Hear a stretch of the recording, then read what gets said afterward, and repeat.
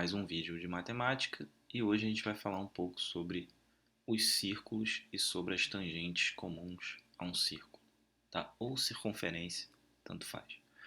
Antes da gente começar, vamos falar um pouco sobre as posições relativas entre uma reta e uma circunferência, ou entre uma reta e um círculo, tá? Então a ideia é falar um pouco sobre as posições relativas. A primeira coisa é que existem três posições possíveis, tá? Então existem três posições relativas entre a reta e a circunferência. A reta R é uma reta exterior, eu ia falar secante, mas é exterior. Então R é exterior, que é a reta exterior. Por que ela é uma reta exterior? Porque ela não intercepta a circunferência. Em outras palavras, a distância dela até o centro da circunferência é maior do que o raio da circunferência. Se você desenhar uma linha perpendicular daqui até o centro da circunferência, essa distância total ela é maior do que o raio da própria circunferência, que é só esse pedaço aqui, tá? A reta S, ela é secante. Essa é uma reta secante, né? A reta secante, ela intercepta a circunferência em dois pontos, ou o círculo, né? Só que o círculo intercepta em mais pontos, já que tem os pontos do meio, mas intercepta a circunferência em dois pontos. E eu devo lembrar a vocês que esse tamanho é igual a esse tamanho, então esse triângulo aqui é isósceles, né? E, obviamente, a distância do centro da circunferência até a reta S é menor do que o raio, certo? Já que o raio aparece aqui. E por fim, a reta T, que é a reta que a gente vai usar mais agora, que é a reta tangente. Tá? O que a tangente tem de especial? Bom, em primeiro lugar, quando você desenha uma perpendicular passando pelo ponto de tangência, essa perpendicular passa pelo centro da circunferência. Tá? Então a reta tangente ela é tangente à circunferência exatamente no ponto de tangência. Então esse ponto aqui, né, ela é perpendicular, certo? Então T é perpendicular a R, certo? Então T, né, a reta tangente, a reta T é perpendicular ao raio R. Deixa eu fazer assim que fica melhor. T é perpendicular a R, que no caso é o raio. Tudo bem? Bom, então já que a gente vai estudar tangente, já que o título é tangentes comuns, a gente está observando as tangentes, vamos dar uma olhada nesse caso aqui.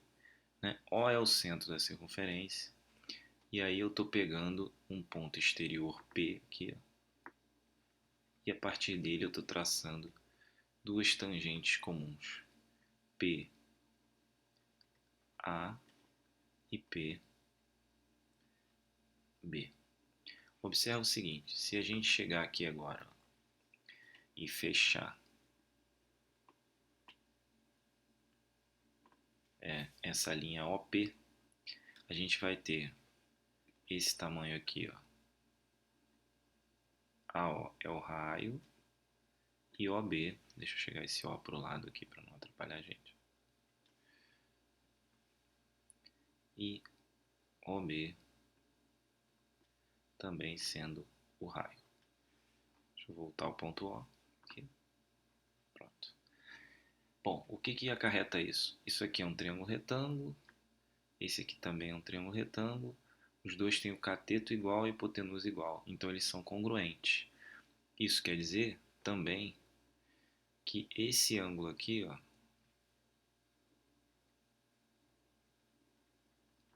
é idêntico a esse ângulo aqui. Então, OP é bissetriz. Mas não é só isso. Além de OP ser bissetriz, a gente sabe que é AP, que era onde eu queria chegar. AP é igual a BP. Porque esses triângulos são congruentes, raio, hipotenusa comum, AP igual a BP.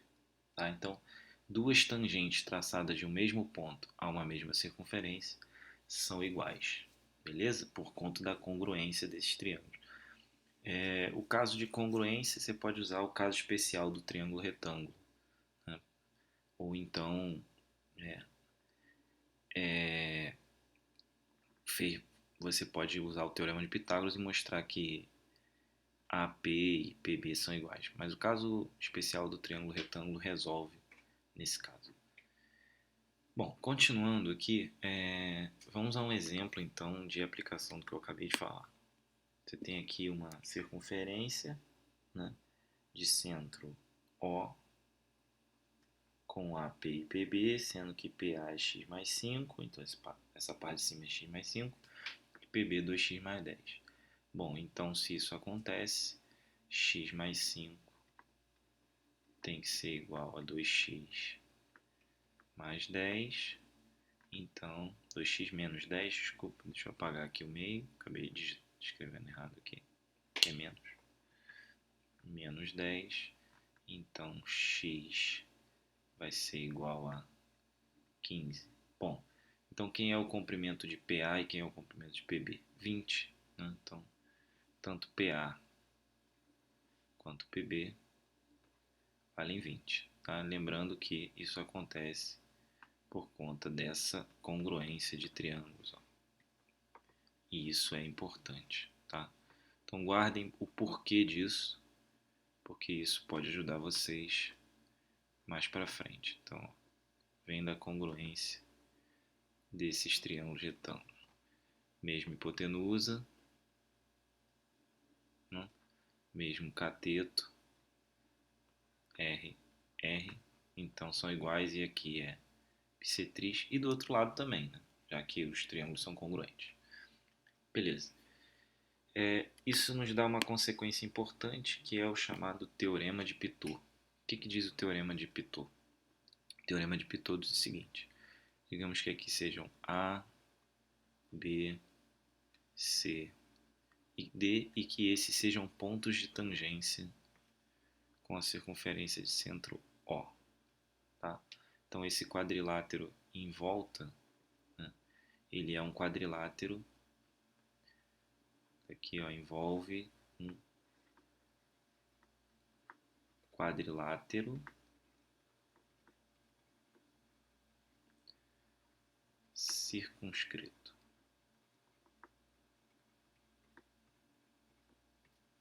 Então a gente tem aqui um quadrilátero circunscrito e uma circunferência.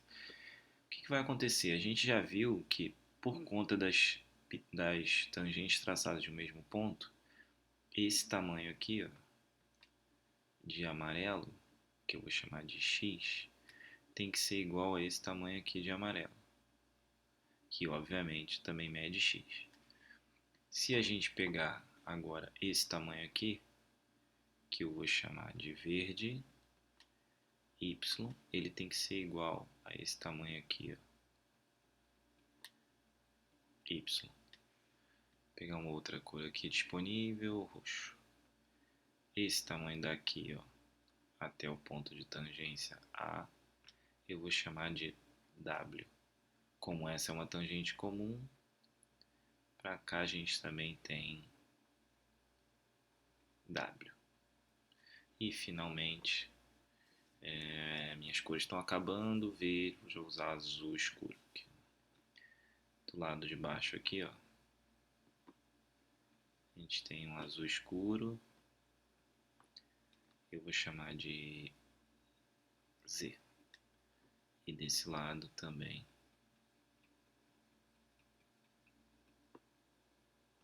Z.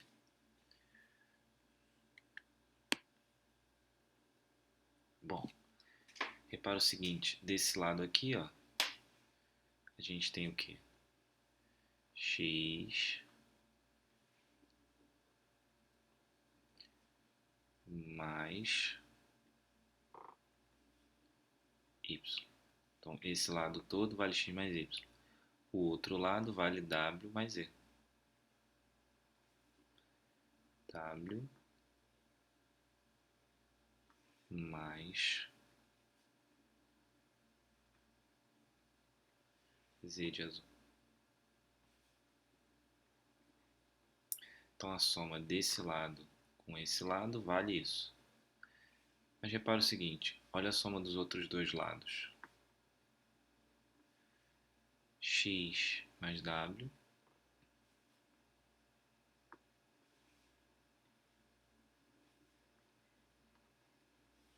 e y mais z.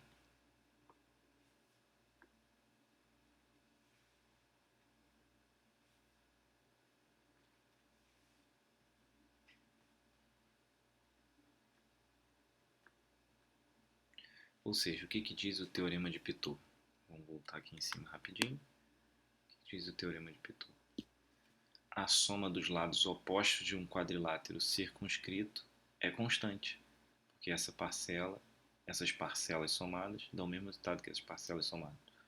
Então, num quadrilátero circunscrito a uma circunferência, né, a soma dos lados opostos é constante, ou seja, a soma dos lados que não são adjacentes é constante. Isso garante o teorema de Pitot. Bom, e aí uma abordagem semelhante ao teorema de Pitot é o triângulo circunscrito. Então a gente tem aqui um triângulo circunscrito, cujos lados eu vou chamar de A, por exemplo. Vamos dizer que esse lado mede A, esse lado mede B e esse lado mede C. E a gente quer encontrar, por exemplo, esse tamanho aqui, ó, ou sei lá, um outro qualquer, mas digamos que a gente quer encontrar esse tamanho. A gente quer saber quanto vale esse tamanho, que eu vou chamar de x. Obviamente, se aqui é x, aqui também o é. X. E se aqui é C e aqui é X, eu vou chamar esse carinha aqui de baixo de verde, de C menos X. Já que tudo é C e aqui é X, aqui é C menos X. Só que se aqui é C menos X, essa parte aqui, que eu também estou pintando de verde, também vale C menos X, certo? Acontece que esse pedaço de cá vale, como tudo é A menos X. O mesmo vale para esse pedaço. Tem que valer A menos X. Como esse tamanho todo vale B, a gente pode escrever C menos X. Deixa eu fazer da cor correta para você fazer a associação. C menos X é verde. Então, C menos X mais A menos X, que é laranja,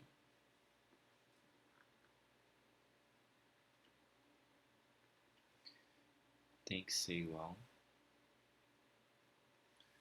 a B, que é amarelo. Pronto. Onde vamos chegar com isso? Queremos o valor de x. Então, menos 2x, ou já escrevendo do outro lado, 2x mais b, a mais c. Seria bastante bacana se a gente tivesse um b aqui, né? Que a mais b mais c é o perímetro. Bom, então vamos colocar esse B. Vamos adicionar B dos dois lados. Então vou ter mais um B aqui e mais um B aqui. Então eu vou ter 2x mais 2b, já que eu adicionei um b, b mais a mais c. Só que b mais a mais c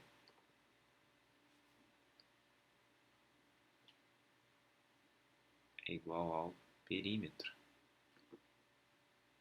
certo? Isso aqui é o perímetro.